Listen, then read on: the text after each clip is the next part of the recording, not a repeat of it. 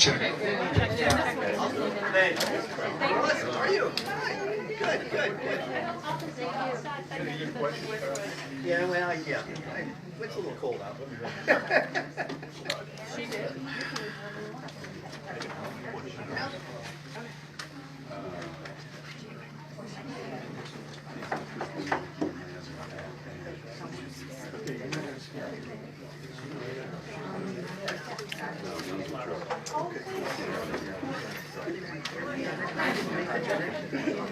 No, I don't want to. Just plastic.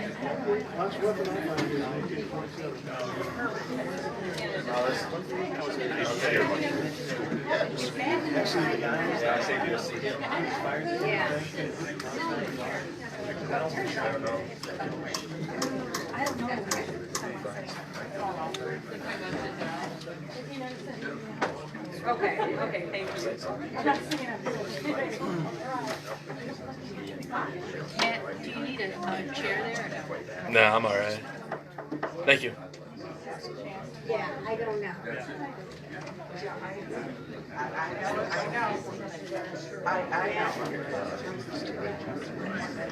Right. Well, I just wanted to select the board and it was very well rounded.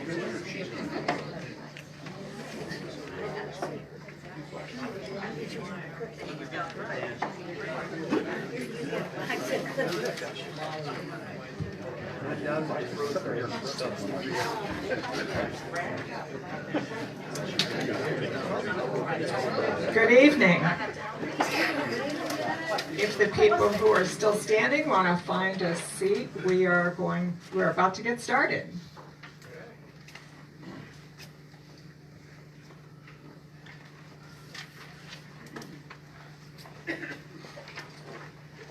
Welcome to the Challengers Debate.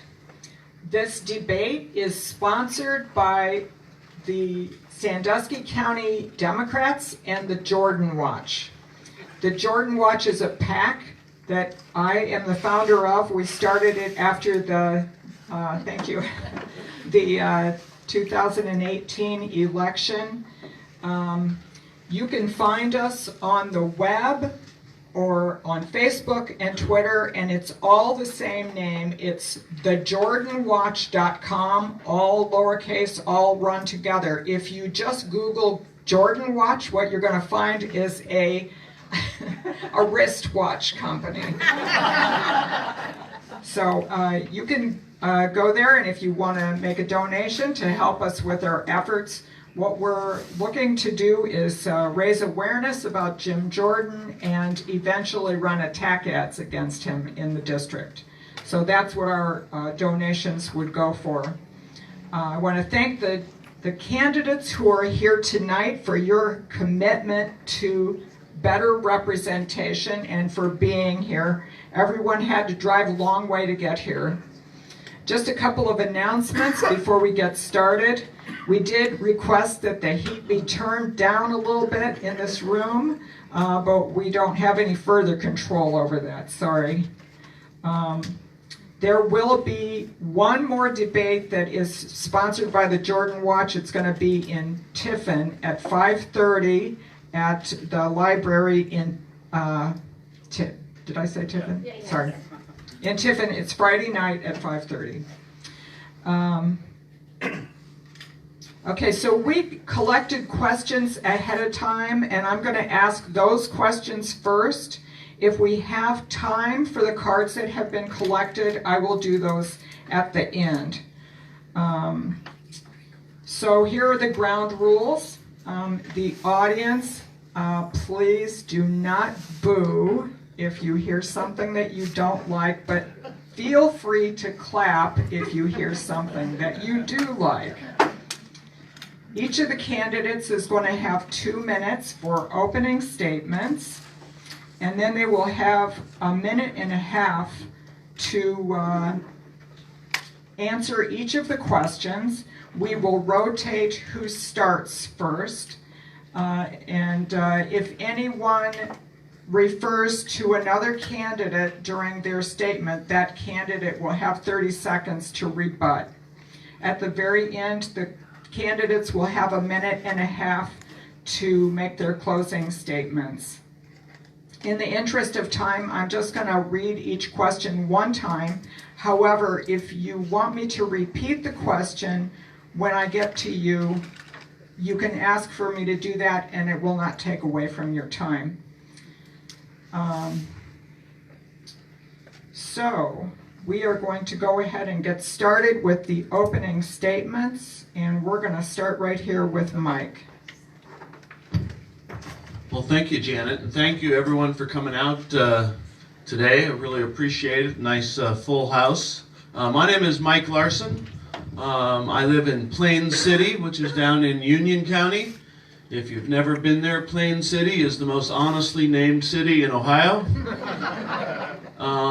I've had a different kind of career, actually a dual career in my life.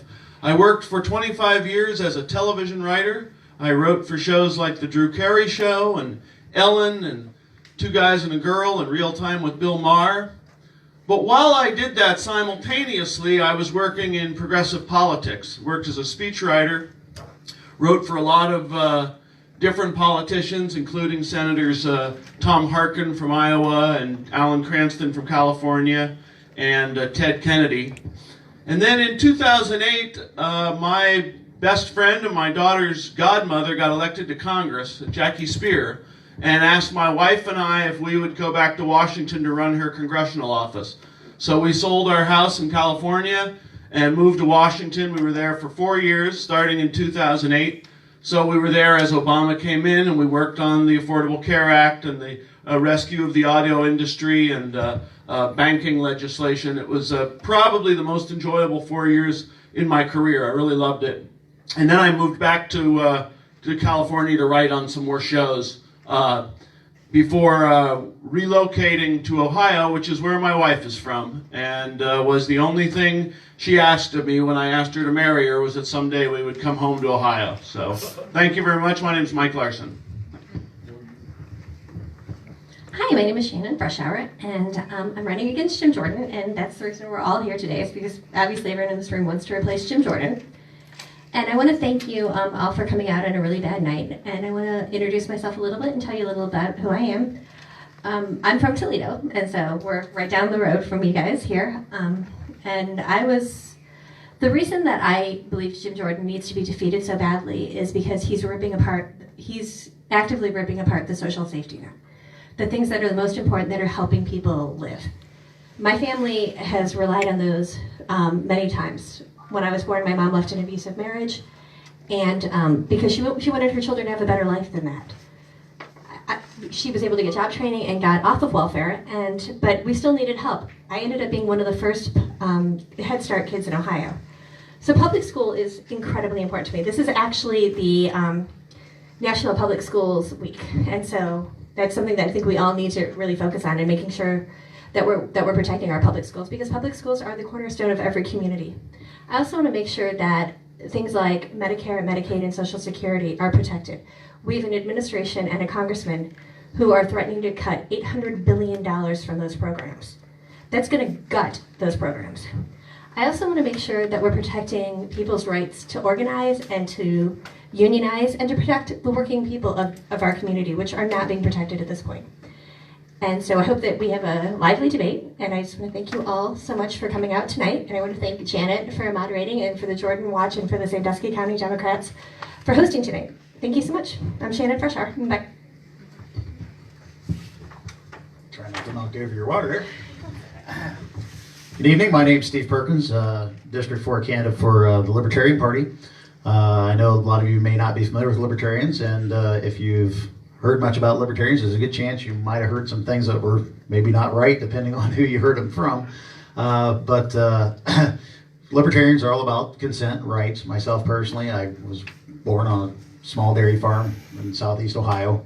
Found out that while I was a farm kid, I had a passion for music, and actually pursued that at Bowling Green State University as a music education major, before getting involved in an electric race car and becoming an automotive technician trainer.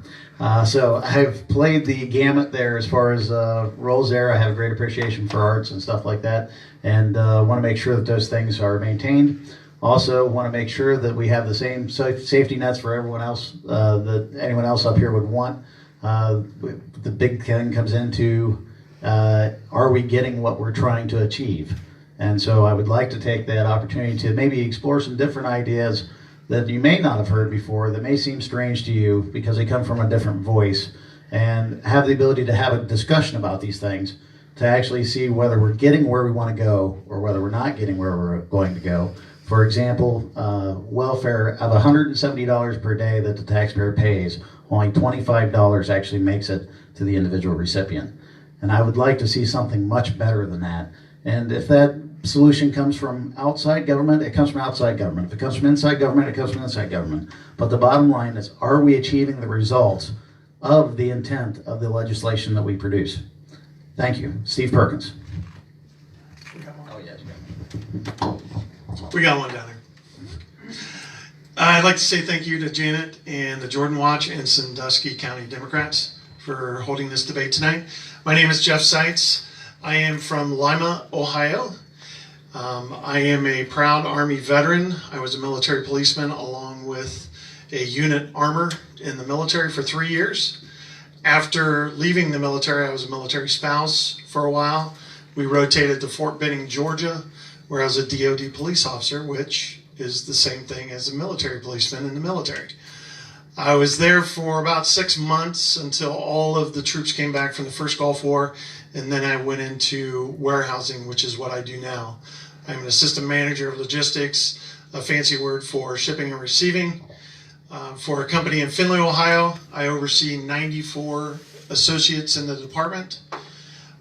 So I have to be political all day long, and then I have to come here and be political some more. So I am a product of a union dad who worked for the Dana Corporation in Lima, Ohio, and a union mom who worked for the Allen County Child Support Agency in Lima. She was a stay-at-home mom for most of her life until us 4 kids were in high school, and then she went back to work and finally retired from the Allen County Child Support. My girlfriend is a union worker. My 2 sisters work for Bureau of Workmen's Comp, union workers. So everybody pretty much in my family is a union worker. So we all know that Jim Jordan has to go. That's why we're all here tonight, to convince you to vote for Jeff Seitz. And we'll see if we have a good debate. He named himself. Does he get number 36? Jeff, I did not agree to those terms. That doesn't agree. Huh? Very good. Well, welcome everybody. Thank you very much. I'm Chris Gibbs, the independent candidate here, and I certainly appreciate the Democratic Party for letting me join in with this debate as well, even though I'm not running the primary. You'll see me in November. I'm from Shelby County, born and raised there in Shelby County. I'm a farmer. After OSU in 1979, I started milking cows, and then about three or four years after that, my wife and I started our own farm in 1983 with $2,500, a pickup truck, and a 2-year-old daughter. We've grown that to 560 acres of western Ohio farmland that we own and operate there. Somewhere along that time, we got 2 adult children as well now. One works on the farm with me, and also he's a loan officer. The other, my daughter, works in Washington, D.C. In that time period, I spent 30 years with the United States Department of Agriculture, administering federal farm programs at the local level with the Farm Service Agency. I'm across the counter with farmers. I spent the last 23 years of the 30 in Mercer County, administering federal farm programs there as executive director for the Farm Service Agency. So I retired there in 2016. Also during that time, I spent 20 years in GOP politics. I was chair of the Republican Party between 2007 and 2014. This past year has been tough on my political moorings. My political moorings come from the Reagan era. I was previously a Reagan Republican before I became an independent about 4 months ago, and realized that the party that I had grown up with was no longer. I served also 12 years at the Board of Elections and 7 years as chair, and I also serve now with the Ohio Israeli Agricultural Initiative as chair of the advisory committee. We put deals together between the state of Israel and Ohio. Also, I'm president of the Gateway Arts Council because I believe in the arts. I have one job only, and that's to make sure Jim Jordan doesn't get into the House of Representatives in 2021.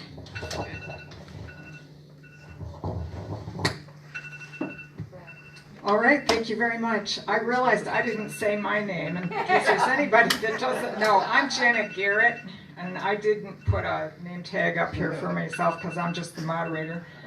Okay, so Literally the same thing. Deja vu. Yeah. Same thing last. oh, because you guys didn't say No, anything. the timer. Because I'm being so accurate, I just don't know how to turn it off. Okay, so Warning here. not to go too long. Here's our first question. Jordan has received roughly 65% of the vote in each of the years that he has run. What is your strategy for targeting voters that will get Jordan/Republican votes below 50%? And let's start with Shannon.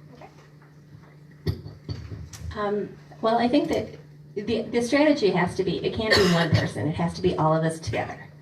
And we have to bring a lot of people along. And I will say that Jeff and I and Mike have all agreed, whoever wins the nomination, the other two will support them throughout and thoroughly. And that's really important because we do need to come together. We need every Democrat together with us, and then we need to make sure that we're bringing along independents and Republicans and former Republicans who feel left and deserted by their party. And there are a lot of them. But I think that what we need to do is give people a reason to vote for us, not necessarily just a reason to vote against Jordan. Healthcare, for example, touches everyone's life. It's how we won in 2018. It's how we took the House. And one of the reasons that we did that is because Jim Jordan actively refused to allow the Republicans to support pay lip service to an idea of a repeal and a replacement. He just wanted to repeal the ACA, and he still does, and that's his goal. And there are a lot of Republicans who suffer medical conditions that will be lost if the ACA is repealed. We need to talk to people on a level that explains to them what's really at stake in their personal lives. Because there's a lot at stake for every person in this district. And there's a lot of people who are just simply embarrassed by Jim Jordan and want him replaced. They feel, your congressman shouldn't have his own Saturday Night Live skit. That's unacceptable for, the community.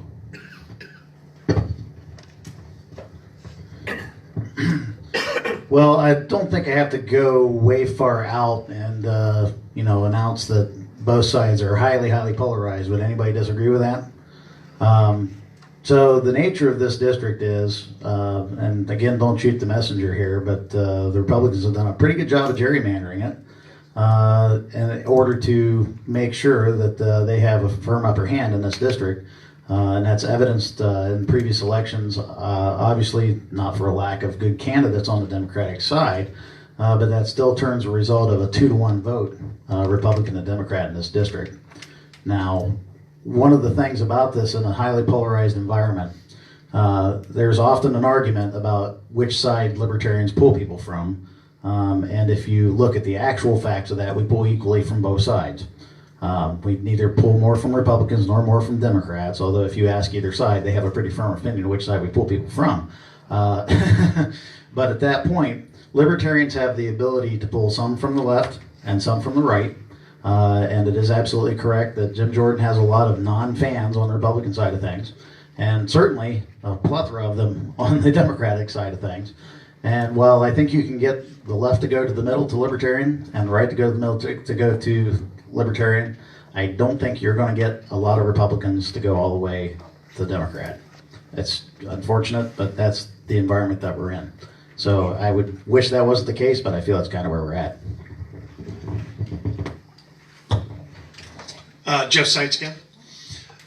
The way we're going to beat Jim Jordan is, like a lot of us think, is our newfound friend to my right is going to kind of level the playing field for us. Not you left, not you right. But it's about reaching out, being civil, reaching out and talking to the people, bringing those people back towards the Democratic Party and saying to them, we're not all socialists. We're Americans. We want to make America great. Not again, we've always been great. But we have to reach out and talk to those moderates and bring them back to us. And that's what I am. I am a moderate. I know that the math out there is pretty decent up in this part of the area because there's a lot of Democrats up here. But if you travel south into Shelby County or Allen County is terrible. It's like 3-1.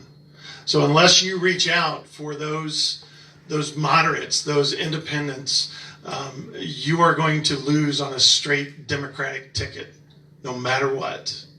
And I think we've seen, no offense, Janet, no offense to Janet, but it's a straight Democratic ticket, 35%. And Janet did a great job last time. But unless we get those moderates to come back to us, we're not going to win. And that's what I'm going to do. I'm going to grab those moderates and bring them back to us. Well, certainly I have a different view. These parties have failed us. Both parties have failed us. They're more interested in fighting each other, certainly, than fighting for the American people on the national scale, on the national level. The polling is clear here, and I did the polling before I jumped into this race to become an independent. The independent path, according to the polling, is the only path, and it's narrow, and it's very narrow. But there's no path for a Democrat, regardless of the quality of the candidate. And there's quality candidates here. There was quality candidates with Janet, with Jim Sloan, excuse me, thank you, as well. Those were quality candidates. But unfortunately, with the gerrymandering, which, by the way, I believe approaches a crime, the Democrat folks, more left-leaning folks, just are not represented, and their votes aren't going to count.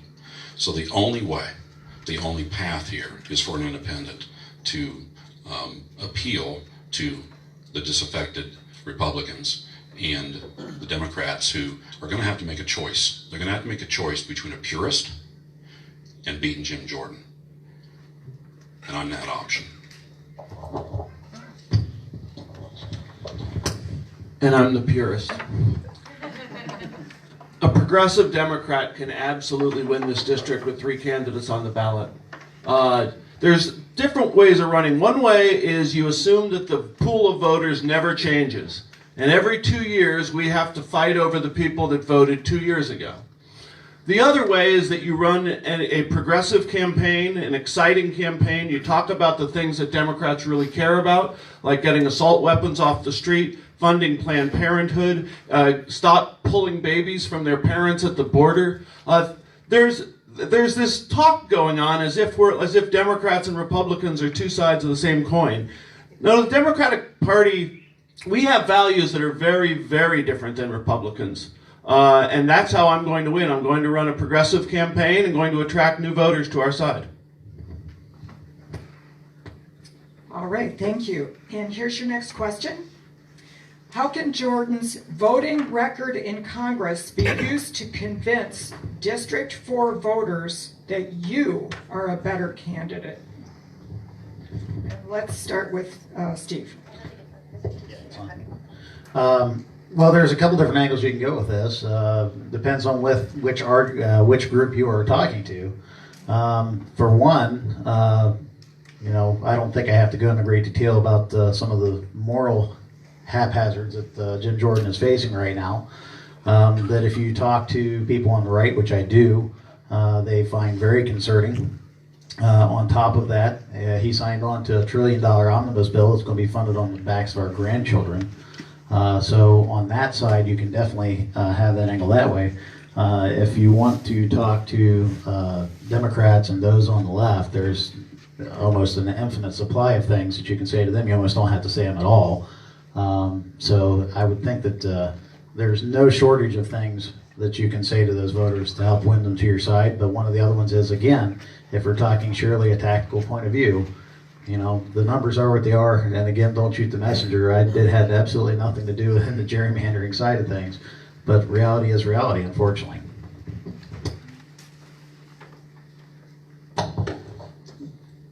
We can see Jim Jordan's record from even this year, where he voted against several options. One, against the union of securing a multi-employer pension fund, which is basically union funds.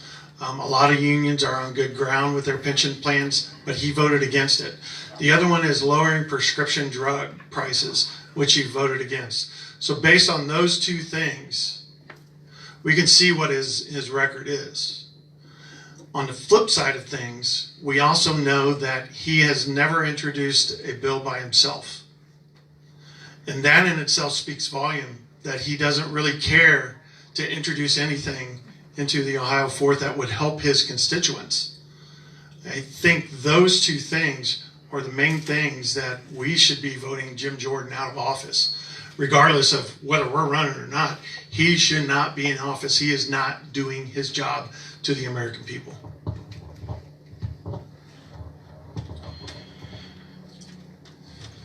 Jim would have a different view. Certainly I'm not going to carry water for the congressman, but I'll tell you what he would tell you.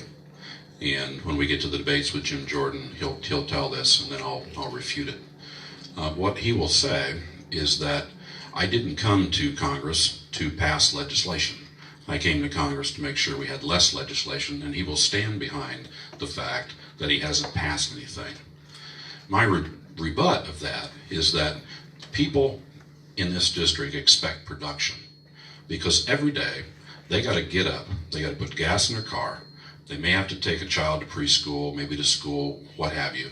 They probably have aging parents that they're worrying about. They got to get to school or get to work. They've got to maybe call about a broken washer and dryer, whatever, and they're not interested in investigations and Peter Strzok and Comey and back and forth and back and forth, and no production on health care, no production on prescription drugs, no production on infrastructure, no production on all the things that we really need here. And that takes some legislation. It takes, listen, legislating is not wrestling. It's not putting on the mat, putting your opponent on the mat, going to your favorite infotainment channel and telling about it. It's about reaching across the aisle. It's about production. It's about networking. It's about getting to 218 votes.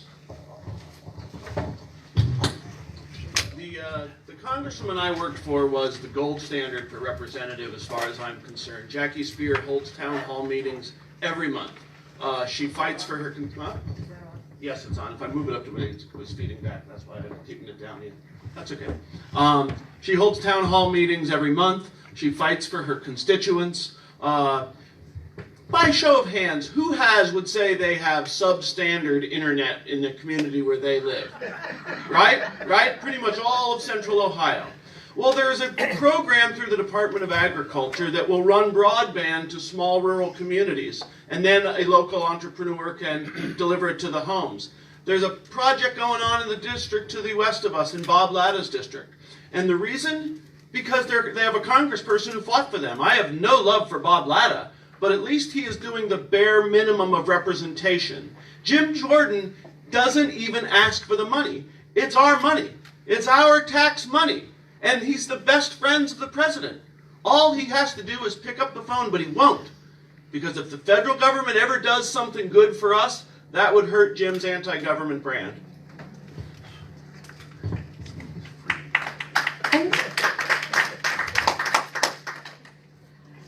I think that John Boehner, who I'm not in a habit of quoting, said it best. Jim Jordan's a terrorist, a legislative terrorist, and he absolutely is. The problem with Jordan is he's very good at understanding how the system works. That's how he's been able to blow it up, and that's how he's been able to destroy it. And I think that how you defeat him using his record is you just simply point out his record to people, because a lot of people don't understand and they don't know. They don't know that he actively supports cutting $800 billion from Social Security, Medicare, and Medicaid to pay for a multi-billionaire tax bill. That tax bill, which was billed as middle-class tax relief, according to a joint economic committee on taxation study, says that 1 cent of middle-class Ohioans, on average, received that amount in tax relief from that bill. Billionaires received, multi-millions of dollars of tax money. The average Ohioan received 1 cent. We also, as I said earlier, we need to talk about his active attempt to destroy the healthcare system and the gains that we've made. The bread and butter issues are the issues that most people vote on and most people live by. but they're the issues that he has successfully been able to skirt. And that's what we need to stop. We need to have a real discussion, and we need to be really honest. And we need to be able to have facts that back it up and say, look, this is his voting record. Here's where he voted against giving you tax relief. All right, thank you, candidates. And here's your next question. Over 300 bipartisan bills, 90% of them are bipartisan, have been passed in the House to help hardworking American families to lower health care costs, protect pensions, address gun violence, and others are sitting, and they're all sitting on Mitch McConnell's desk in the Senate. If you could pick one of those from the stack, which one would it be and why? And let's start with Jeff. The one I would pick is healthcare. This is a personal choice for me. Some people may know that my brother he's disabled. He has the same disease as I had back in '97, which is called sarcoidosis. His disease is treated with prednisone. Now he's become immune to the prednisone. So he needs a chemo drug called Remicade, which costs $26,000 a shot every 28 days. So I know that if the ACA is repealed, like Trump is trying to do, he will die. And there's millions of families out there that are in the same situation as my brother. But also, the healthcare, we always hear about single-payer healthcare, and I think that we need to start single-payer healthcare with seniors. Seniors have paid in all of their lives into Social Security, Medicare, Medicaid. And I think that is a good starting point to ask our seniors, you shouldn't be paying anymore. Medicare supplements went up 10% this year. Prescription drugs, just like I said about Jordan. We shouldn't be asking seniors to pay Part D. You shouldn't pay anything more anymore. You've paid enough in your life. And that's where I would start with healthcare.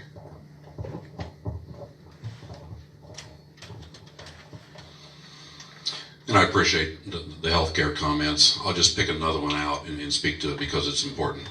I spent 12 years on the Shelby County Board of Elections, 7 of it as chair, right up until last March when the Republican Party fired me because I spoke out against the president. Election security is one of the top priorities that we have. And is it higher than healthcare? Probably not on a personal level. But it's higher as part of our democracy.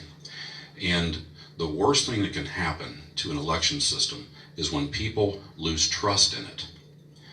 And we need to have either block grants or dollars put into states from the national level to send a message to those that would attack our election system that we're not going to tolerate it. And by the way, the Russians were active in our election system, period. That happened, it really did. We worked in Shelby County with the Department of Homeland Security because of Kompromat. Kompromat is part of the Russian outfit to disrupt elections. Those happened in 17 and 18 because we worked to maintain our security. So one of the bills, election security, of the multiple bills that are laying in the Senate, one of those should be moved on in some fashion.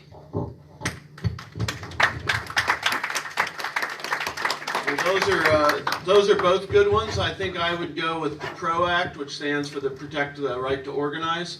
It is no secret or no coincidence that as union membership has declined over the last 30 years, income inequality has skyrocketed.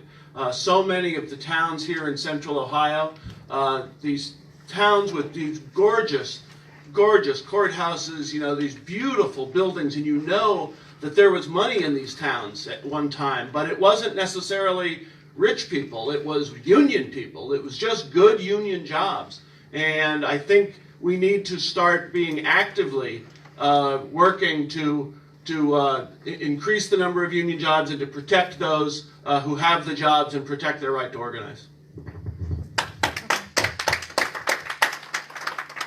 I'm going to choose HR 1, I'm going to go a little off of what the gentleman on the end, whose name I won't mention. And the companion bill to that, which is HR 4. HR 1 is the election security bill, but it also controls dark money and makes our elections more fair, and comes in ways that we can bring in more non-rich people into elected office and allowing them different ways to run. HR 4 is the Restoration of Voting Rights Act. And those two bills need to go together, because the center of our democracy is people being able to vote and them having their vote matter. Those are the two single most important things. Nothing else, the PRO Act, healthcare, none of that gets solved if we don't get dark money out of it and we get more people actively allowed to vote. And those are the two most important bills, and they're the reason that they're the two of the top 3 bills that were introduced into the House. They're the top 3 bills that Mitch McConnell has no plan on bringing to the floor. So those are the two. If you want to do anything, call Rob Portman's office and ask him to vote on the election security and dark money bill and the restoration of the Voting Rights Act.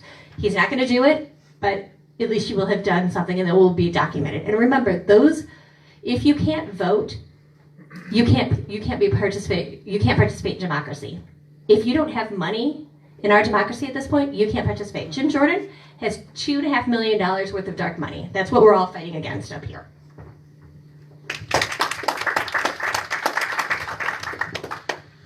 I actually have 2. I'll kind of split my time amongst the both of them. The first and primary one would be medical marijuana. As we go around the country, universally, it's very interesting to me that we still throw people in jail for being in their own home, but with a medicine that just doesn't happen to have FDA approval, and we throw them in a cell for peacefully sitting inside of the room treating their own pain. That's unconscionable, and actually the ironic part about that is as a son of conservative parents who told me, one injection of the marijuana was going to lead me to, everything else. I find it extremely interesting that now people in my parents' generations are coming to me and asking me about CBD and medical marijuana because they have aches and pains, and they're hearing all the good things, the benefits of it, and suddenly they're concerned about whether they can do it legally or not. So going along with that, I'd also like to bring up, I guess it's not technical, well, yeah, it made through House stuff too, immigration. What we have done on our southern border is absolutely unconscionable. I'm wearing a pin on my lapel right now. I was in Deming, New Mexico earlier this year to welcome immigrants that were legal immigrants coming across our border from the south, had been granted legal asylum, to where our border patrol was dropping them off in the middle of the night at a local McDonald's and saying, "Have a nice life." We need to do something better than that.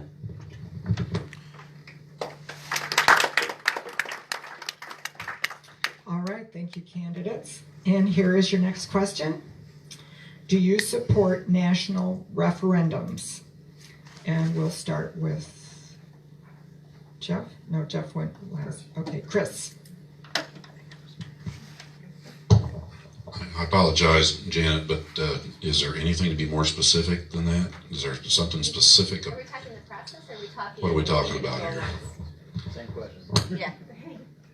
Is the person that Right here. submitted it? Yeah. You want to clarify? Yes. Former Senator Mike Gravel. Can everyone hear me all right? Yeah. All right, great, cool. What? Take the microphone. Yes. Oh, absolutely. Hi, my name is Matt Ingalls. Feedback. Get behind it. It's gonna feedback. All right, gotcha. I'll stand in the center. Maybe that will not do that. Move to the left, please. To the left. All right. Well, anyways, my name is Matt Ingalls. And what is national referendums is at least Mike. All right, at least Mike Gravel's version of national referendums is create a fourth branch of government called the people. And what it is that it starts off with an initiative, just like how you have local referendums, state referendums, where you vote on the issues. It's just like that, but it's on the national level. That's it. That's it in a nutshell. Yeah. Thank you. You're welcome. I appreciate that. No. Not get my vote.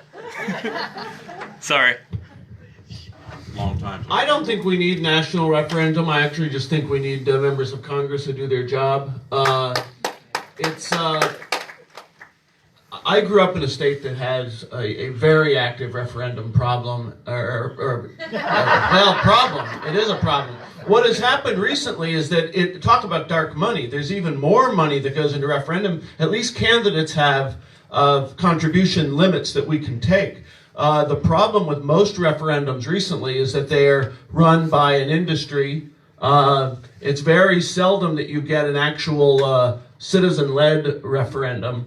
It's more likely that an industry comes in, spends millions of dollars, and takes over the electoral process. All I want to say is please look at Mike Gravel's national initiative. You know him? Mike Gravel, yeah. Cool. Well, please look at his bill.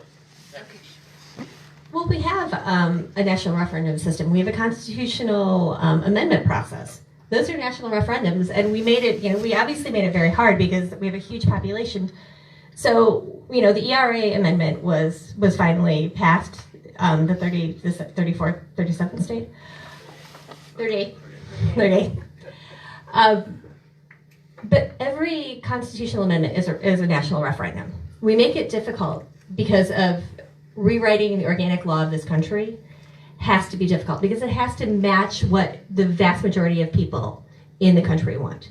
2/3 of the state legislatures, 2/3 and 3/4 of the House, so in the Senate. So we have that as a system.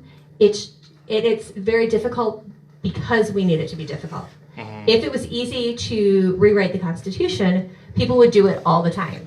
Citizens United is not it's a case law, but it's not organic law. We can pass a constitutional amendment to eliminate or to remove Citizens United as a law in this land, and those are the way that we can do it.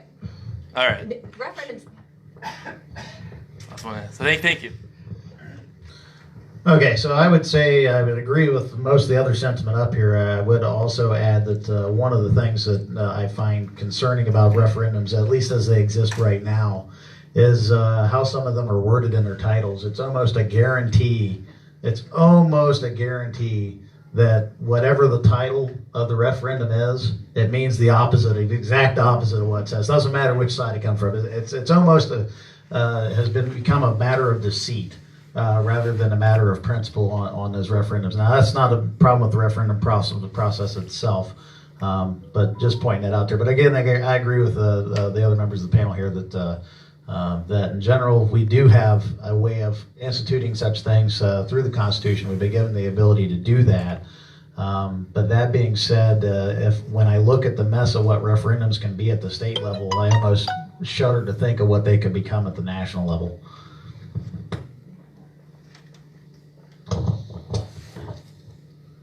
So I'm going to be like someone and be short. I once took an oath to defend the Constitution, and I'm okay with the Constitution as it sits. All right. Thank you. All right, thank you, candidates. Okay, so here's your next question. What personal story do you have that will resonate with voters in the 4th District? And we'll start with Mike.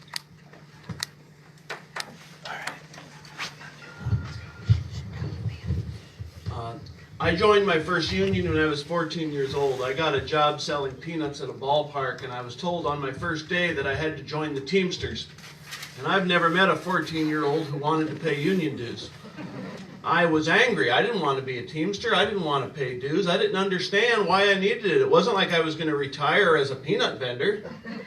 Then about 3 months into the job, I'm walking in after a game to turn in my load, and I passed under the bleachers and I got jumped by 5 kids, and they beat me up and they took my money. It was about $300. So I go to the boss and I tell him what happened, and he says, "You owe us that money. You have to work until you pay it back." And I was furious. That was going to take me pretty much the entire season. I didn't make very much. So I was complaining to another vendor, and a guy came over and introduced himself as my shop steward. He said to come see him the next day. The next day I get there and there's like 14 men and women in navy blue Teamsters windbreakers. And they said, you don't have to pay that money. That's a company loss. That's not a worker loss.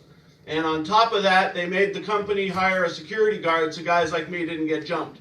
And I have been a union man ever since.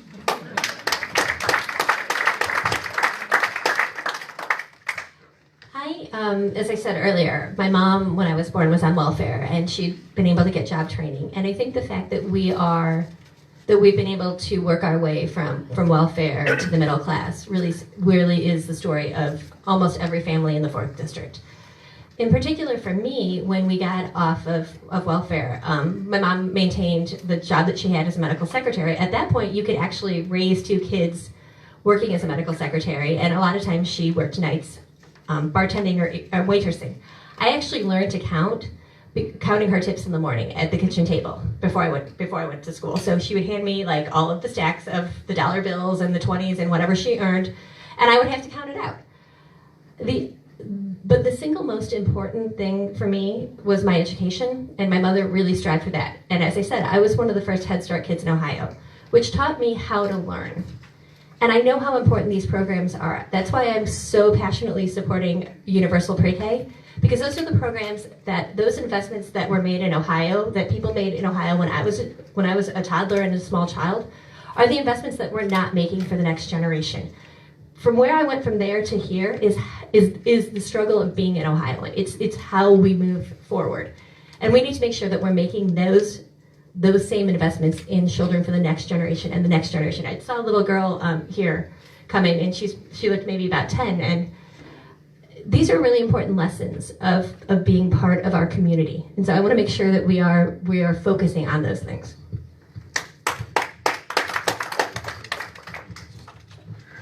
So kind of going along with with a unifying message here, I'd like to tell a little story that just happened a few months ago to me. I was actually selling a tractor on Facebook Marketplace, and out of the blue, I get a strange request about, hey, would you be willing to rent this tractor? I'm like, what? And here it was a local church that was looking to do a hayride for the opening of their new church, and myself being an atheist, said, well, what if I bring the tractor and do the hayride for you? You'd be willing to do that? Yeah, I'd be willing to do that. Well, gee, well, we'd be willing to pay you. And I said, I won't accept any payment. And so the message there is there's plenty of good people on this earth that don't agree with you. And so the unifying message there is why would I do that? Why would I do that? And the reason I would do that is because values often aren't what you perceive them to be in other people. You don't necessarily understand what motivates other people until you tap into it and you ask them. Now, libertarians get accused of self-interest all the time. Well, I can tell you that every act of charity is self-interest. And the reason I did that was because I felt people would benefit from it. That's all there was to it. That's it.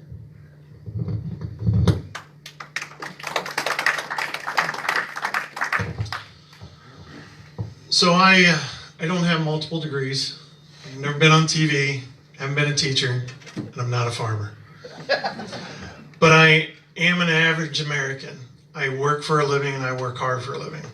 And in 2009, this story I think should probably resonate to a lot of people that came out of the Great Recession. I was in a corporate downsizing and lost my job. So from 2009 was a very bad year. I can't explain how bad it is. But from 2009, 2010, March of 2010 to 2012, I was down on the mat. And at the count of 8, I decided to get back up. And at that point, I was driving an 89K car and living in an 8 by 10 foot room with all of my belongings, with my daughter in my friend's house, who was gracious enough to say, you can come live with me, because I was at the point of being homeless. Now, it's taken me 10 years to get back to where I was. And now I'm an assistant manager, which is a step higher from when I left my other job. But I am just an average American fighting to get through the middle class and make my life successful. And now I decided to run for Congress. I don't know what I was thinking.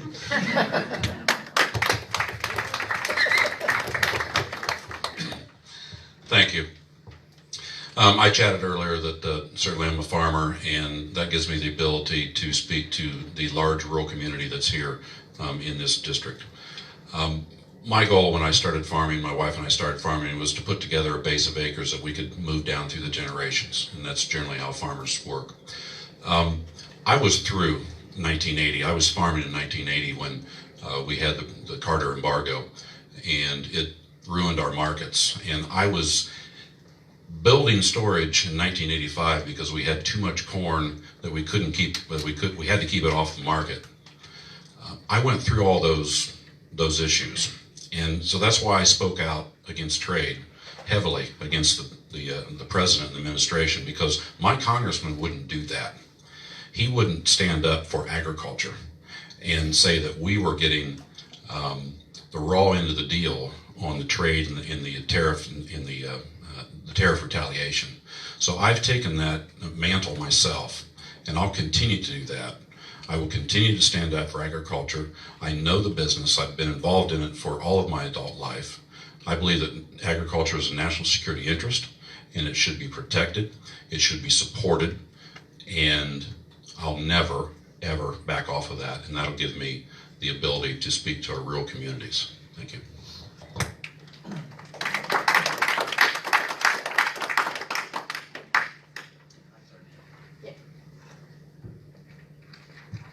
Okay, just getting my bearings here. Okay, I have a feeling this is going to be a real quick round. Have you taken any large contributions from special interests? And we'll start with Shannon. I have not. I have taken, I think, no special interest money at all. But I am really, really pleased that I can say that I think we've raised about 17,500 donors from every state in the union. And our average contribution is actually $20.21. So I'm really proud of that, actually. And so I want to thank everyone who's contributed, and I want to thank everyone who has supported our campaign. And I'm really, really pleased that we're moving forward.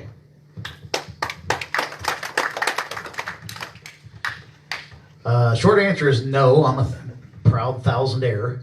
And I would just like to point out, it probably will be a very quick question, but the Libertarian Party, I'll ask yourself the other parties this way, the Libertarian Party actually completely excludes the corporate donations to our party. As far as I know, we're the only party that does that. I will not take any corporate donations this round. So that's kind of one of those things, and you can hold me to that because I don't really plan on there being any. But I would turn them down if they did come that way, so I'll just leave it at that. All of our fundraising has been through grassroots efforts. I have not taken any special interest money or PAC money. All of the donations have been from $1 upwards of $250, $1,000, but those are few and far between. Most of them are $5 from, everyone from across the nation. And excuse me, nor have I received any corporate lobby money as well. Well, I have to admit that I got $500 from the Jordan watch.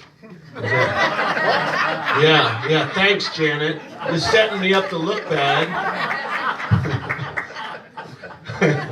No, I have not taken any corporate money. I have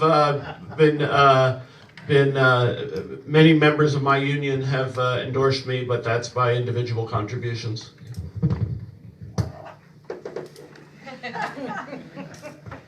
Oh, he got me that time, didn't he? Okay, so if you are elected, will you promise to have diversity in your staff? And we'll start with Steve. Well, right now, for the grand total of 4 people that I have, I've already got one LGBT person. I've also got my rock star of my campaign is actually one of our female libertarian volunteers, and growing daily on that. A bit too early to know as far as what that demographic makeup is. I wish that I had the ability to be choosy on those things. If I've got enough people to be choosy, I would absolutely make it as diverse as possible, and that's pretty easy with libertarians because we're a very, very diverse group to begin with. So I would just leave it at that. Yes, diversity runs in my family. I also am proud that I brought on at my work female forklift drivers. There was none in the department whatsoever when I took over as supervisor. But I have a very diverse family. My daughter is part Korean. She loves her BTS.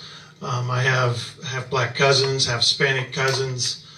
So diversity is very dear to my heart, and I don't put up with any kind of racism at work. As soon as I hear it, it's gone. That person is gone out of my staff, and that's the way I would run my campaign and my office when I get elected. I have a female campaign manager, and then another female as a volunteer, and then 2 other males. But that's not the story. When I hire people, when I bring people on board, and I've done this throughout my career, I start with the best qualifications first. I don't start with if you're diverse, if you're this or that. I start with the best qualifications first and hire those people.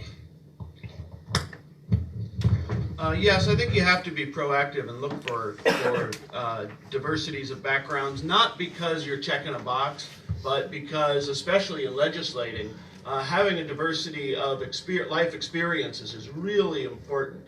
When I worked for the Congresswoman, we had members of the military, we had a farmer, we had people with advanced degrees. She hired a comedy writer, for God's sake. So it was a dynamic staff because there were people from so many different backgrounds, and I would like to emulate that. Well, I am diversity, for one thing. I've put together, I feel I've already, it's true. I mean, look at me. I'm the only one who's different from this on this panel. And I also have already assembled for my campaign a diverse staff. We have people of different races, and we have people of different religions. We have people of different ethnicities. And I think that it's important because you need to be able to hear the points of view that represent the constituents that you're going to have.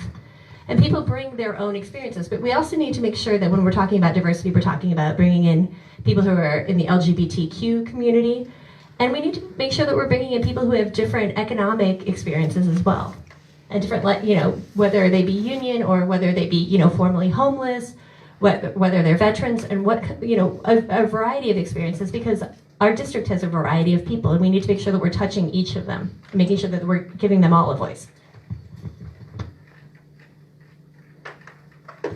Okay, that was longer than I thought it was going to be. Okay, next question. What is your position on war with Iran, and do you think that the president would be able to initiate hostilities without authorization from Congress? And we're starting with Jeff.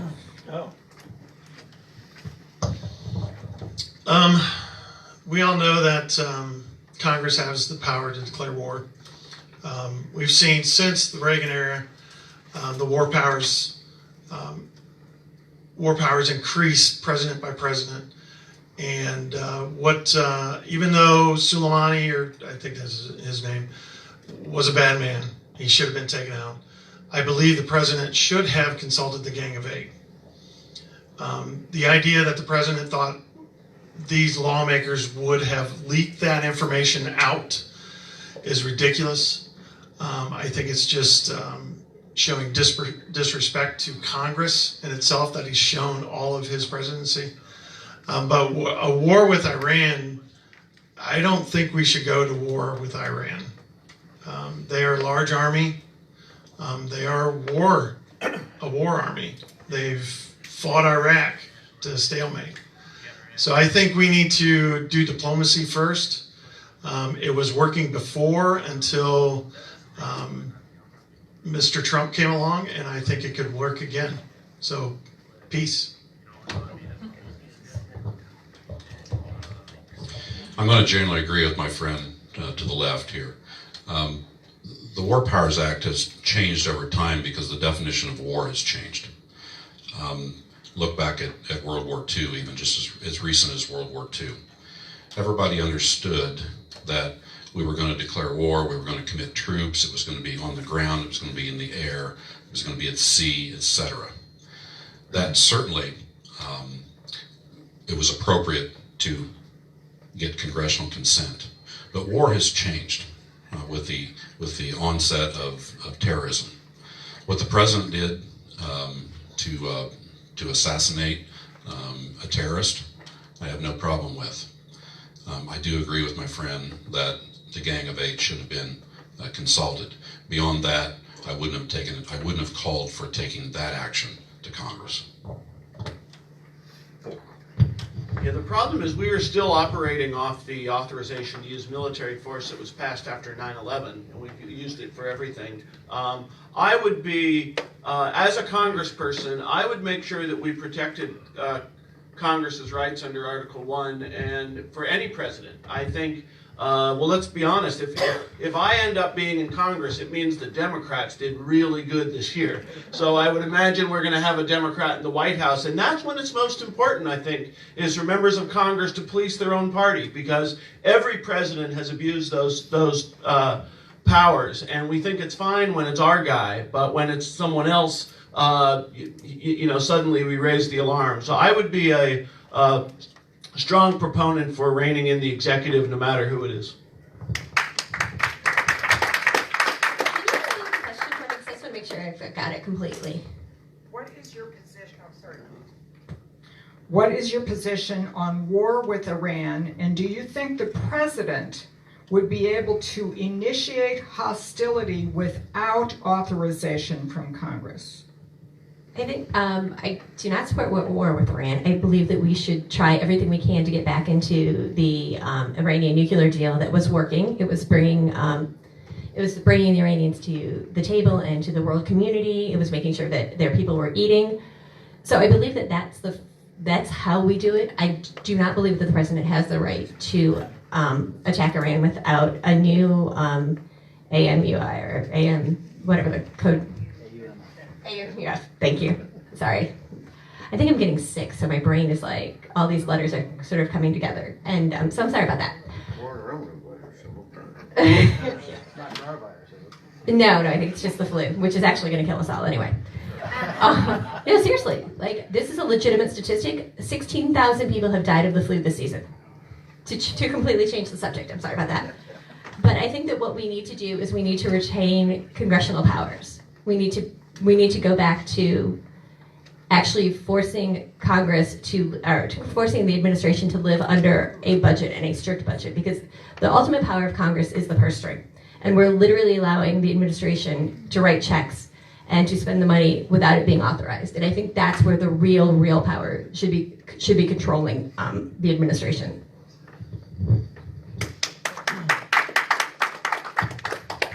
I wish I had a half hour on this topic.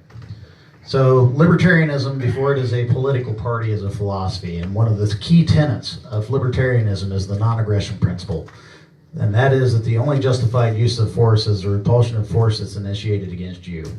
So when it comes to being anti-war, that's very much a libertarian stance. So first off, Soleimani was at least not able to be articulated by the administration of any imminent threat, and that's particularly concerning. I just want to point out that my personal feeling is that the president should be the general of the 1st Battalion into war, which should be the United States Congress.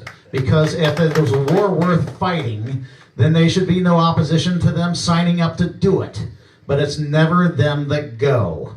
So that by itself is definitely where I stand on that particular issue. As far as Iran itself, I'd also like to point out this is an argument that I can make to the right-hand side of the argument, which is if Iran had a troop plane full of paratroopers that flew over Iowa and paratrooped in to supposedly stabilize the region, I would just like to ask what you think their life expectancy would be, regardless of what reason they said they would be there or not. And I would just leave it at that. we need to bring all of our troops home. There's no reason for us to be in these engagements. They're not making us safer, and it's not about our freedom. Can I rebut that? I didn't mention your name. All right.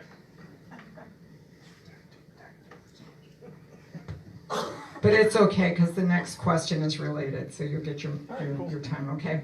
So many Americans would like to see an end to endless wars in the Middle East. When you are elected, will you use the congressional power over the budget to reduce military funding and restrain American war making?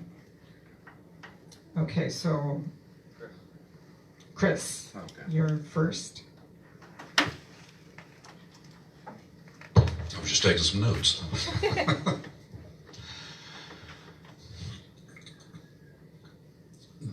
The president has certainly the power to make war in consultation with Congress. And would you just repeat part of that, please? Many Americans would like to see an end to endless war in the Middle East. When you are elected, will you use congressional power over the budget to reduce military funding and restrain American war making? No, I don't think that's appropriate. I don't think that's appropriate to use to back our military off, because the best defense is a good offense. There's a difference between having an offense that's ready, having a strong military, which I believe in, and using it. So it's two different questions. The usage, we can talk about, what the president has the power to do and what he should be consulting Congress. But we need to maintain strong military. And what I can't see, and of course there's no specifics here in the question because it's pretty broad, but my general propensity is to not weaken the military. In the past 70 years, we have never not been the strongest military on earth. Okay, if we could cut the Pentagon by quite a bit and still be the strongest military on earth. There's no danger of that.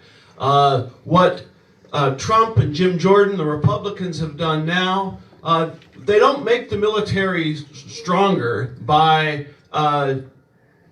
developing bigger and bigger weapons. What I would like to do is pass a law to make it illegal for anyone who has ever worked for a defense company to work in the government in the procurement of arms. Right now we have people from Boeing in the military leadership. We have people from McDonnell Douglas in the Pentagon. I think that's our biggest problem. That by all means we back our troops, we back our veterans, but we've got to get the profiteers out of the Pentagon.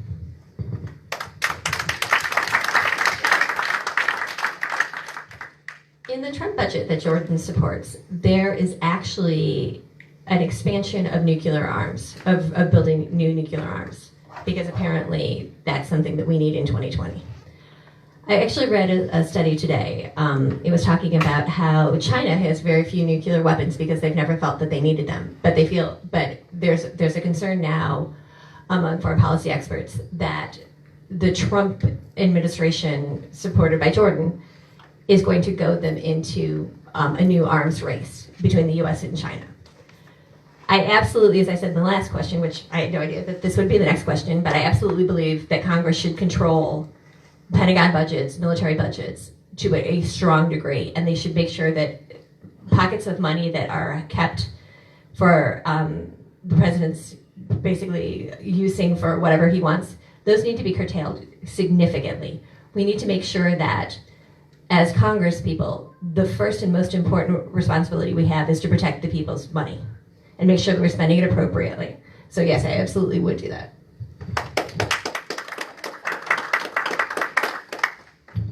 Wow, get the 1-2 on these two questions. Short answer is yes. You think you probably already saw that one coming. But how dare they put their country right next to 26 of our bases? So I am absolutely for a strong national defense, meaning defense of our nation, meaning that if there is an imminent threat, you go, but I am not for being the world's policeman. I am not for getting tangled up in everyone else's civil wars, in which there's about a 30-year time delay from whoever we support as our ally to where they're shooting at us. It's just the nature of the way it is. It's almost like clockwork. So I don't agree with these engagements, and the power of the purse of the Congress is exactly one of the things that can be used against it. Okay, so being a military person, the endless wars, yes, we need to stop, and we need to do our best to bring our troops home. Reducing the military budget is not the way to do that. The U.S. military projects its power across the world to let people and nations know that we are the best. And you need to stay in line with what the international community wants. Okay, if we look through history, being an isolationist has led to 2 world wars. Chamberlain from the UK pulled back away from Hitler in Germany. FDR wanted the Lend-Lease program, and it led directly to World War II. Okay, so to prevent something like that, the United States has to project its power across the globe. The defense contractors, the people in the military don't do profiteering because they don't get paid a lot of money. And if you've been on military housing or military posts, housing is not very good. So to say that they're profiteering is not, in my eyes, not correct. It is the defense contractors tapping the subject matter experts in this field of war. And that's what they're doing, is tapping those people that know what is best for the military.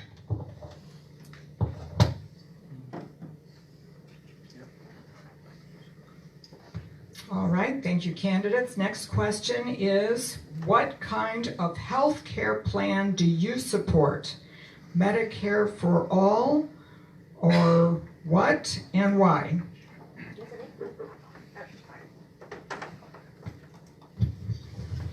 I think as a national goal, we have to have a goal that everyone is covered by health care from the day they're born until the day they die.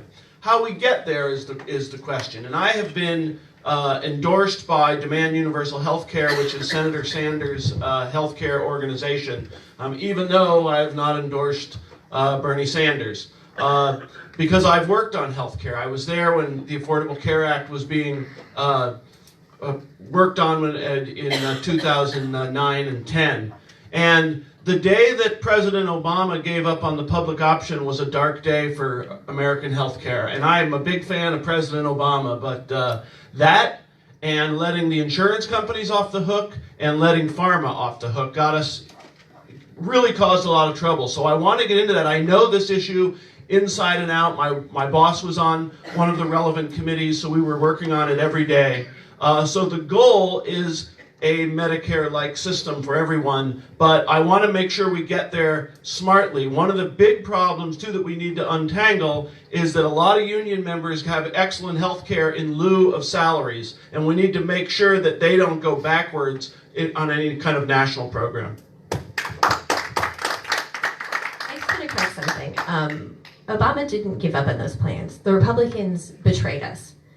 Not a single Republican voted for the ACA. Many Democrats voted for it and they lost their seats. In fact, when in Congress there's what's called a conference committee, which is where the House and Senate bills have to match, and they fight it out amongst themselves. What happened with the ACA was when we lost the Senate bill when we lost Senator Kennedy's seat to Scott Brown, we lost the cloture-proof majority. So what happened was Nancy Pelosi literally had to take the Senate bill and pass it in the House. And that's how we got the ACA, because she knew she had not a single Republican would support it. And so I think we need to be really clear on how we got to this position and how precarious our healthcare system is. It is absolutely dependent upon having Democrats in Congress who can protect it. I support us expanding it and making sure that we reach universality. And I believe that we should have a public option for people who lose their jobs. But we are so much closer to losing what we have now than we are to getting to Medicare for all or anything like that. And we have, literally the courts are right now deciding whether or not they can strip the ACA completely off the books. What we need to do is as Democrats, is fight for that. That is where we are right now. We are not in a position where we can make wholesale changes.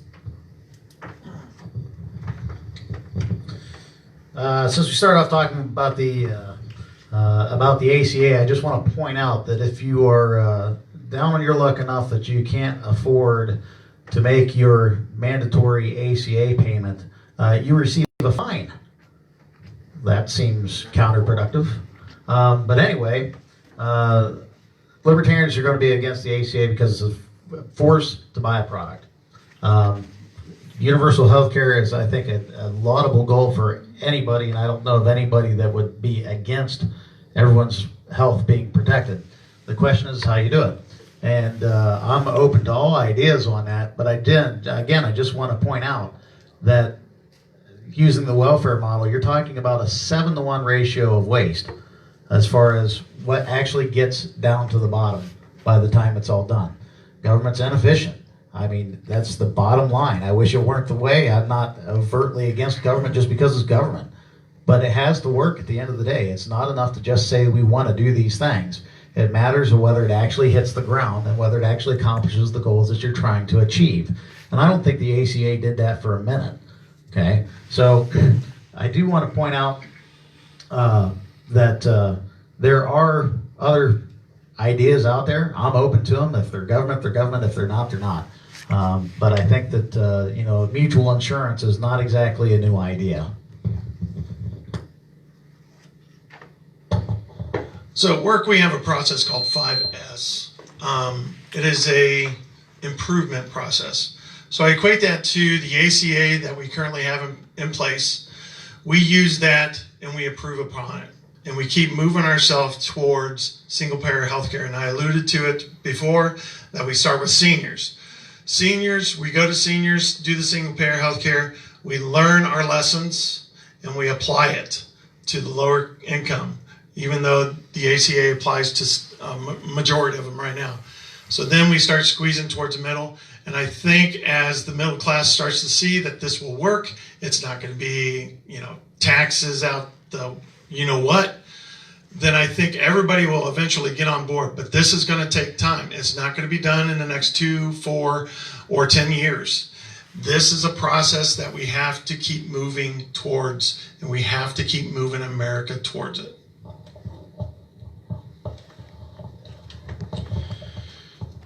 Medicare for all, or Medicaid for all, has been tested. The dollars have been put behind it, and certainly we can't afford that all at one chunk. So we have to take this in smaller bites. What I can tell you from my perspective is the difference between myself and Jim Jordan's this. The ACA is the law of the land. That's what we have. And you're never going to find a time with me that we're going to vote against that just to repeal it, just to be politically popular with a base. Because that's not politically popular with the people that need that. What we need to do is focus on prescription drug cost, possibly having Medicaid being able to negotiate prescription drug costs. There's back and forth on that, but that's a possibility. That's an option out there. But if we lower cost, prescription drugs, et cetera, and increase the competition within the healthcare system, then we're going to have more access for people. So again, the review on the ACA, I'm not going to ever vote to repeal it unless there's something better in place that works for everyone.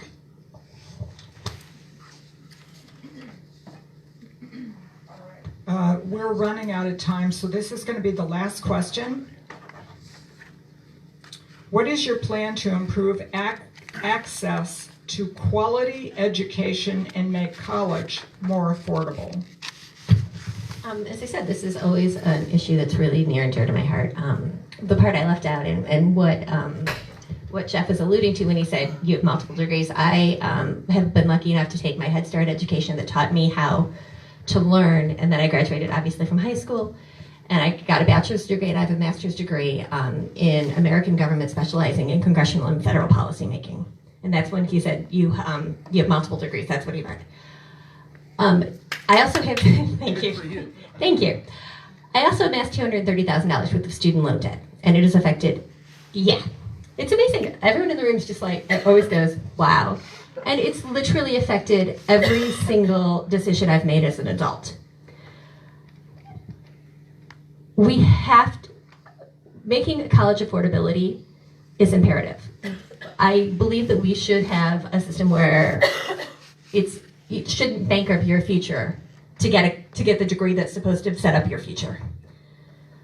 I believe that we need universal pre-K, and we need a system. My fear is that if we start going with, I've read all of the plans of the presidential candidates, and making free state tuition will destroy small private colleges. And it will primarily destroy the historically black colleges and universities, and it will destroy colleges like mine, which was an all-women's college. And those train leaders in a way that nothing else ever really does.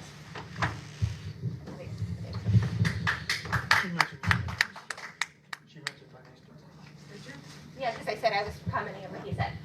I just want to say thank you for mentioning my name. Take your 30 seconds.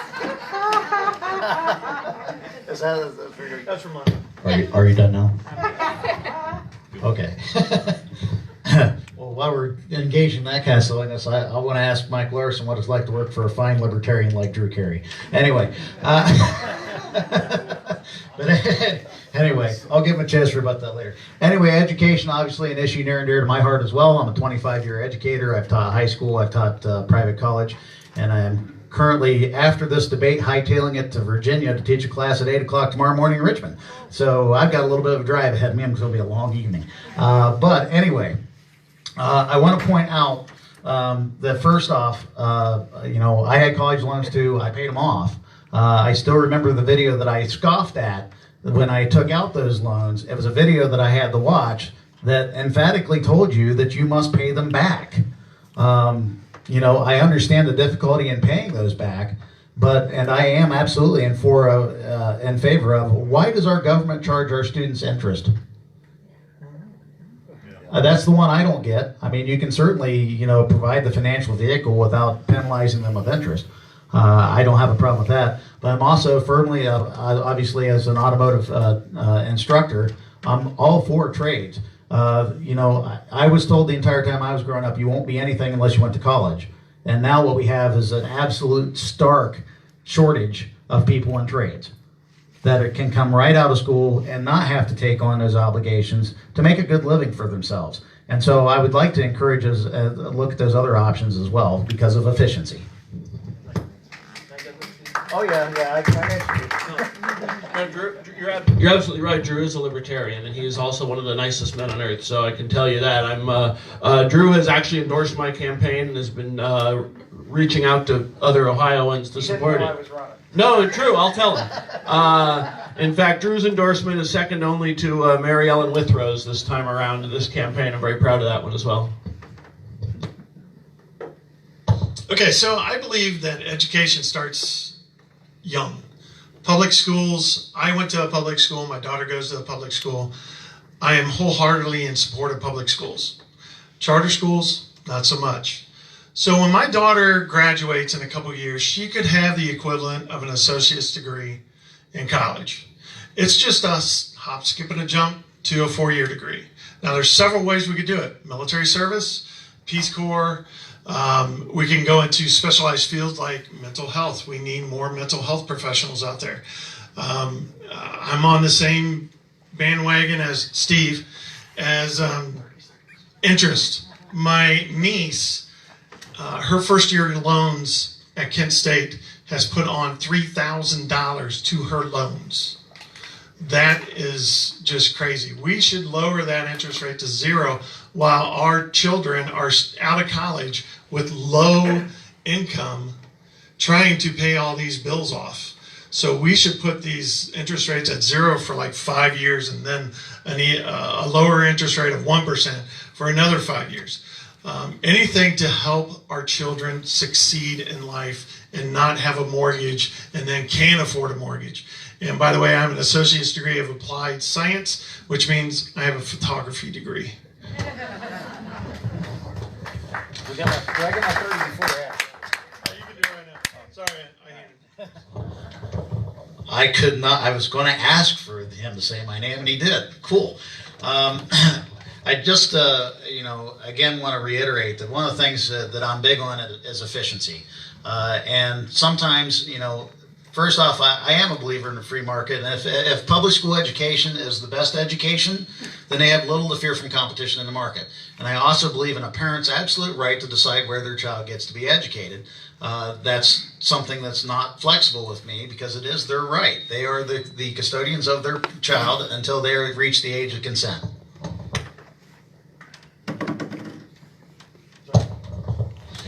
I'm a product of public education. My mom and dad are, my wife, my 2 children as well.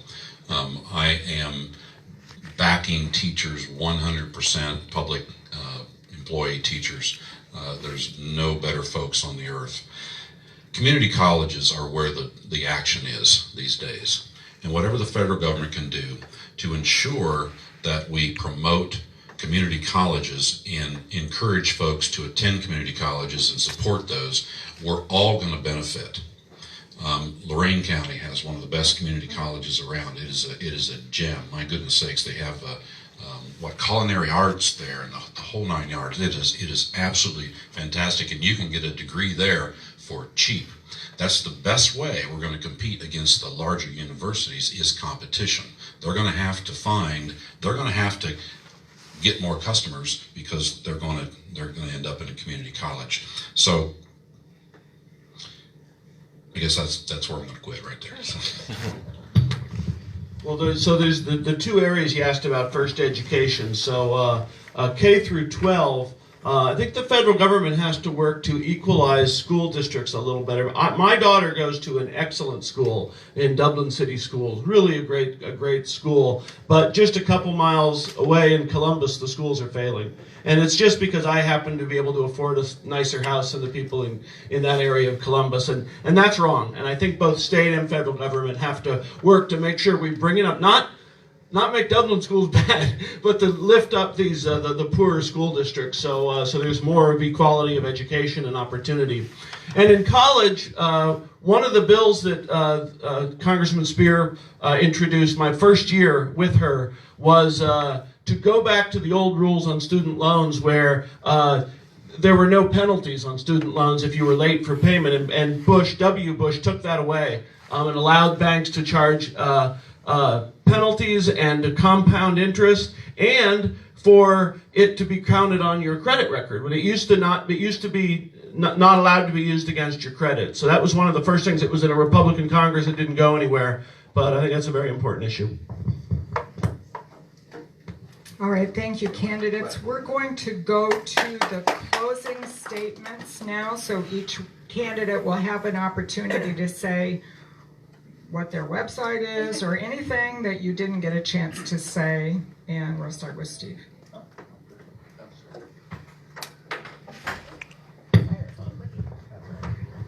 Okay, again, my name is Steve Perkins, Libertarian candidate for District 4. My Facebook right now and my webpage is actually currently under construction. We're doing a revamp of it, but everything is branded under Perkins for Ohio. So if you search for Perkins for Ohio, I've got a bio on Ballotpedia as well. You can check that out as you will. But I do want to point out that obviously education is very important to me as a career educator. But I am actually in a private sector entity where I can be fired after any class, and that's the way I like it. Because either I perform or I don't. I either get results or I don't. As an automotive technician, you either fix the car or you don't. So it's about results. We all have, many of us, Republican, Democrat, doesn't matter, across the scale, have the same intents. The bottom line is, how do we get to the results? And simply voting our intents does not get us those results. I would like to thank you for coming tonight. I appreciate you all being here. I appreciate Janet and the Jordan Watch and the Democrats for agreeing to have people who normally wouldn't be on this stage up here. It says a lot. One of my campaign slogans is "Step out of line," because nothing changes until you do. So thank you.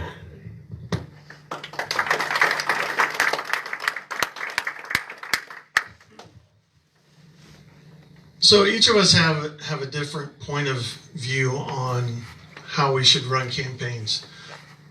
Of the Democrats up here, just remember, we're all Democrats. One could be a moderate, one could be a progressive, one could be, something else. But we're all Democrats, and we all believe in the same platform. We all believe that the environment is changing around us. We all believe that a woman's right to her reproductive rights is her own. I am a pro-choice candidate. We believe in all these things. Just because we differ on how we get there does not mean that we are less a Democrat in everyone's eyes. So just remember, I have lived here in the Ohio 4th for over 40 years. When Sandusky County was not part of the Ohio 4th, Allen County was part of the Ohio 4th. So was Shelby County most of the time. So just remember, who would know best what Ohioans need than somebody that's been here, living here most of their life. So I'm Jeff Seitz again. It is Seitz for Congress. You can spell F-O-R, not for. You can find me on Twitter, Facebook, all that. We've got signs in the back, hand cards. If you want to stop back, I'll be back there after the debate. We can chit-chat some more.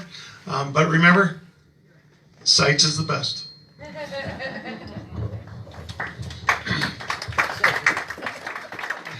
Well, thank you, and thank you to all the participants in the Jordan Watch and my fellow candidates up here. This is absolutely a great experience. I think, again, I bring a unique quality to this race, and certainly I'm going to be focusing on civility and honesty. I want to make sure that I listen to everyone, that I learn from everyone, that we look for solutions, and that we lead the way to those solutions, and then only then and only then do we legislate. So, we may disagree on some things here and there, but that's okay. That's good debate. But I believe that everybody deserves to be heard, and you will be heard and you will be represented. Just very briefly, for an independent candidate to get on the ballot, you need 2,600 signatures. For these other folks up here, they need 50, actually, or less, to get on. So they make it really tough for an independent to get on. So I've got a young man over here that has, and two young men over there that are taking petition signatures. Please sign up to get me on the ballot as well. And with that, I'll leave it here. Thank you very much for your courtesy, and I'll be around here later. ChrisGibbsForCongress.com. Thank you. Thank you, everyone. Thanks, Janet, and thanks all of you. My website is OhioMike2020.com. You can check that out. We would love to have you join us on the campaign. Like I said before, there are two ways of campaigning. One is you fight for the voters that exist, and the other way is you energize people to come out and vote. And throughout this district, there have been progressive people who have not voted because they thought it was a foregone conclusion that Jim Jordan was going to get elected. So everywhere I go, we are meeting people who, for maybe the first time ever, are excited about this race and excited at the possibility of stealing this seat for the Democrats. And let me tell you, if we get to June and we are within single digits of Jim Jordan, this will become the hottest race in the country. So that's what we're fighting for. We're fighting to energize people, let them know there's a chance here that the Republicans drew this district so the Democrats wouldn't have a shot in hell. Well, now we have a shot in hell. And it's not much, but it's a chance. And if you come and help me, I would really appreciate that. I also want to I mentioned that former Ohio and U.S. Treasurer Mary Ellen Withrow endorsed me. I've also been endorsed by my union, by teachers and nurses, by the Resisters, which is a women's progressive group in Central Ohio, and by over 20 Democratic elected officials. And you know, those are hard to find here. We used to find 20 of them, and get them all pointed in one direction was not the easiest thing to do. So thank you very much. I'm Mike Larson. Thanks. My name, again, is Shannon Freshour, and I want to thank you all for coming out on what's going to be a miserable night. I hope you all have a safe drive home.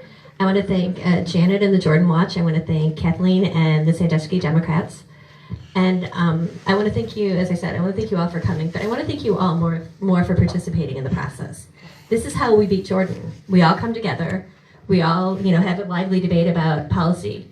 One of the questions I've been asked on the campaign trail was, Democrats are always fighting. Why are Democrats always fighting? And my point is this. We fight about how we're going to help make people's lives better. We don't fight about whether or not we should be putting babies in cages. We all agree that that's wrong. We're trying to figure out how we can make the best immigration policy, how we can make the best healthcare policy. And we do that by having these forums, and we do this by learning from each other. So I want to thank you all for coming out tonight. And as I said earlier, Jeff and Mike and I have all agreed that whichever one wins, we will support them. So I just want you, if you consider to vote for me, I would be very honored. And you can look up more information from me at shannonforohio.com, and it's with the 4 as opposed to the FOR. So thank you so much, and I hope you all have a good day.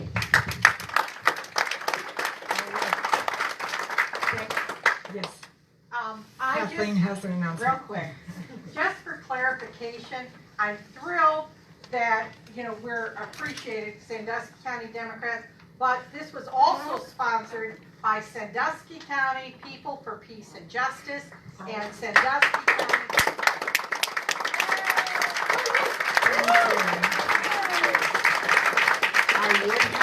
I would have said that if I had known it. Sorry. We certainly don't want to leave anyone out who deserves credit. Okay, so I did want to reiterate what Chris said about needing the signatures on his petitions. I think it's an outrage that he needs 2,600 signatures when any other candidate only needs 50. And I'm not saying that you need to vote for him. That's up to him to convince you. But I do think that it's only fair that he has the opportunity to get on the ballot. So if you haven't signed his petition, please do. Raise your hand if we've got 2 petition carriers back in the back. And so they're waiting for you at the door. Thank you so much for coming. I would like to encourage you. We left a lot of really good questions on the table because we ran out of time. So if you had a question that didn't get asked, the candidates will stay here for a few minutes. You can ask your question of them. And I want to encourage you to go to thejordanwatch.com and make your comments and give us some feedback on this event. We did this last night in Elyria, and I got a lot of really good feedback, which I fed back to the candidates today. So please do that. Thank you all for being here, and good night.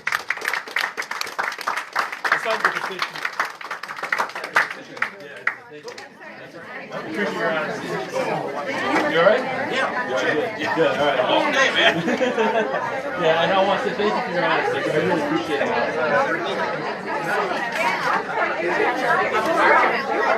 it.